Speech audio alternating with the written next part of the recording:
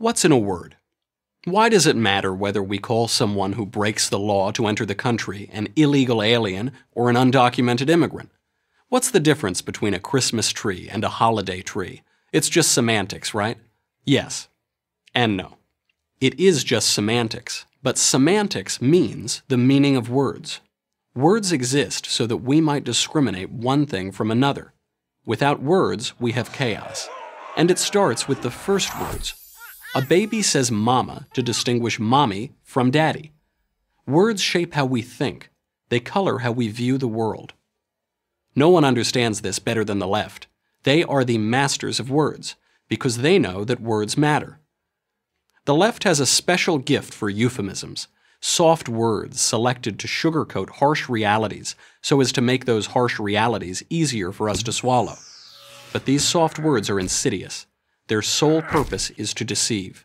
Race discrimination in hiring and college admissions is refashioned as the much nicer-sounding affirmative action. Who would ever oppose an affirmative action? Global warming, which can be measured and challenged, has morphed into climate change, which means essentially nothing because the climate is always changing. When Barack Obama became president, George Bush's war in Afghanistan suddenly transformed into the far less ominous and threatening Overseas Contingency Operation. That's one way to try to end a war, just rename it. The examples are endless. There's a new euphemism every week. In the make-believe world of leftist language, young criminals have become justice-involved youth. Mandates and taxes are individual shared responsibility payments. Government spending becomes an investment. Wanting to keep more of your hard-earned money becomes greed. Taking more of someone else's money is them paying their fair share. Opposing a Democrat in the White House is obstruction. Opposing a Republican in the White House, resistance. In the name of diversity, the left enforces intellectual conformity. It censors opposing views in the name of tolerance, and it labels all non-left views hate speech.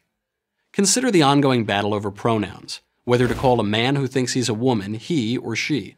Very few people in the country suffer from gender confusion, and we should have compassion for those who do.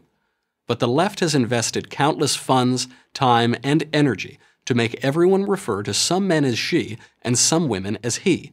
Why? Is it because the left is so compassionate? Or is it more likely because so much of the left's cultural agenda is about blurring, even denying, the natural distinctions between men and women? Sometimes it's just an adjective that can change or even negate the entire meaning of the word it describes. Take social justice. Justice means getting what you deserve without favor. Social justice means getting what you don't deserve because you are favored. Here's one we hear a lot these days. My truth. Truth is reality regardless of any individual's feelings or perceptions. My truth is how I perceive things regardless of how they really are. And how about same-sex marriage? Let's not get into the politics. Let's just look at the language.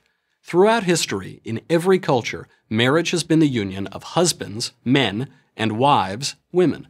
Same-sex marriage is the union of men with men or women with women, but it is most certainly not the union of husbands and wives. Once the phrase same-sex was placed before the word marriage, that is, once the definition of marriage changed, the debate changed. It became about marriage equality. It was suddenly an act of bigotry to limit marriage to husbands and wives. All this manipulation of language has paid off for the left, because whoever controls the words controls the culture. Don't believe me? Just try using plain language instead of the left's politically correct jargon. But be careful. Use the wrong words, and you might lose your job, your home, and your reputation. The culture war is largely a war of words. Right now, the left is winning. You can see the consequences everywhere. In politics, in education, in media. It's time to fight back. We should not cede another syllable. What's in a word? Everything. I'm Michael Knowles, host of The Michael Knowles Show for Prager University. Thank you for watching this video. To help keep PragerU videos free, please consider making a tax-deductible donation.